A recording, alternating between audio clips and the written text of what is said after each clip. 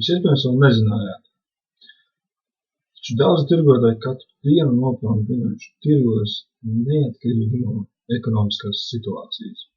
Profesionāļi pelna izmantojot vienkāršu metodi, saprotot, kā uz to reaģēs citi. Kad akciju cena aug, liela daļa cilvēku vēlas tās iegādāties, taču akciju cenas īstermiņā augs vēl vairāk. Kad akciju cena samazinās, lielākā daļa cilvēku vēlas tās pārdot, tad cena īstermiņā samazinās vēl vairāk. Vēl pirms kāda laika tikai profesionāli banķieri prāt izmantot šo stratēģiju, lai pelnītu. Tagad ir parādījušies portāli, kas ļauj pārdot akcijas un citus vērtīgus aktīvus ar viena klikšķa palīdzību, un šo metodu sauc par binārajām opcijām. Šajā mājaslapā vēlos paskaidrot šo metodu un kā to strādāt. Mums nav nepieciešama ekonomiska izglītība, lai tirgotos ar binārajām opcijām.